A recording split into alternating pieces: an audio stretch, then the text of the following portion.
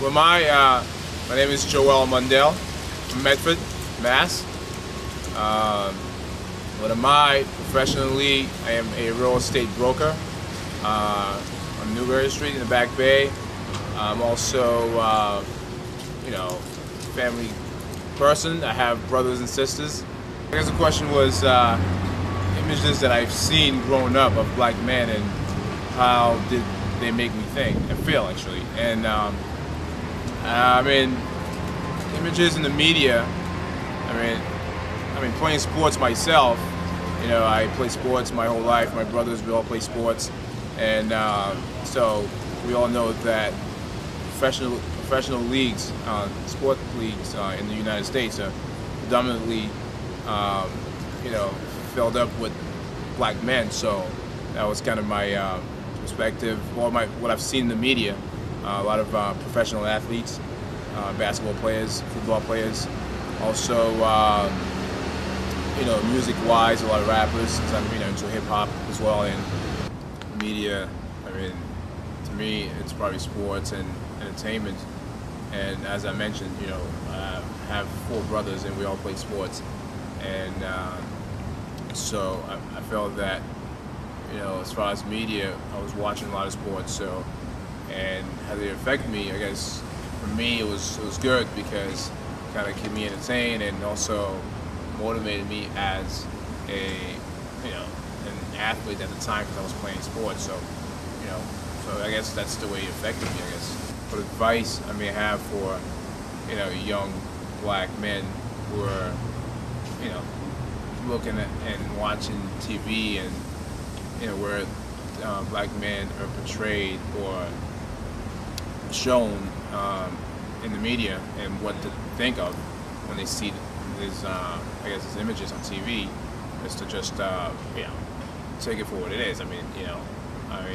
I know that it looks appealing when you see that people are making a ton of money because they're athletes or they're rappers, but that's not all there is.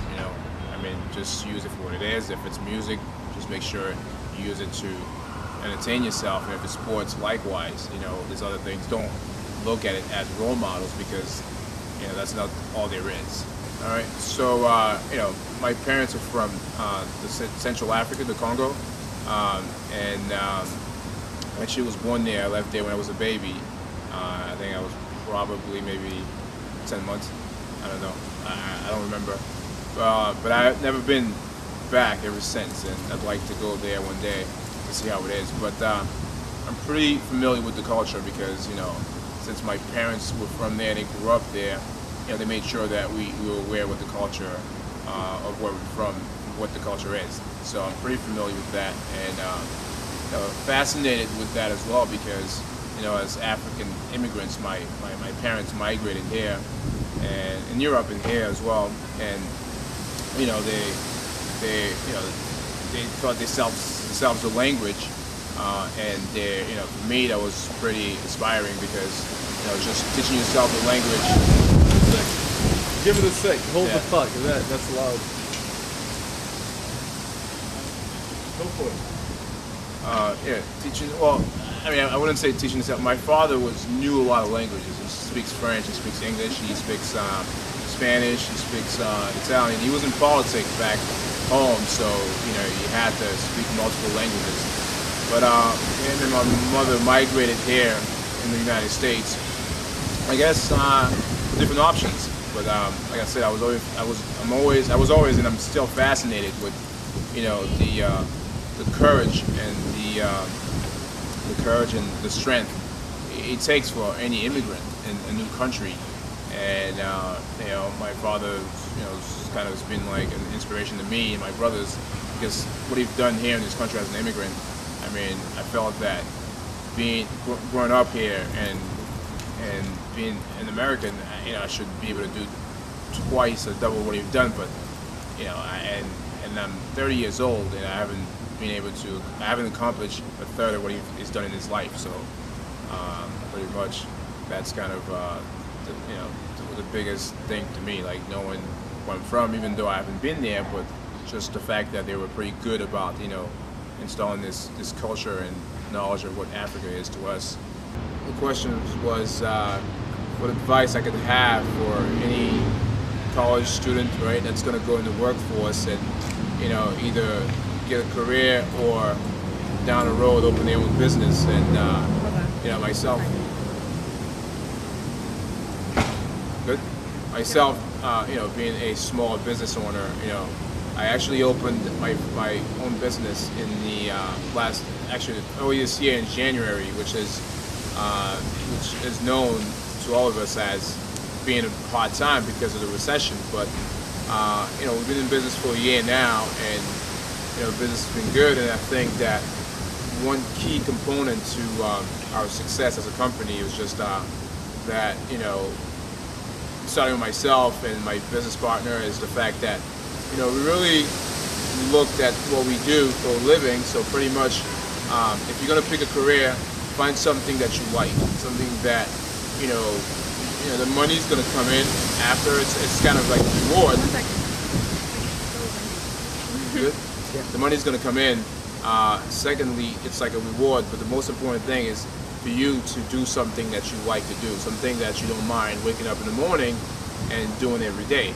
It's a career, it's not a job, because having a job, after a while it's going to go away, because jobs are just something you do to get money. But a career is something that you're going to be doing for the rest of your life. There's a lot of jobs that are disappearing with the recession, so it's important to you, for any college student that's going to graduate and go in the workforce, to have a career in mind that they could pursue and understand the field, the industry you service, and just do it to the best of your ability, and that's what's going to help you stay successful. So it's just a career mindset versus just a job and looking to get paid. And like I said, just well, for me, it's just been the fact that I understand what our service is, and and we just look at ways to provide better service and connect with the consumer every day, because that's what it's about. And especially in an age of the internet where information is distributed really fast, you have to be able to keep up with the consumer, and that's what we've been able to do, keeping up with the demand at the pace of the consumer, and that's very important.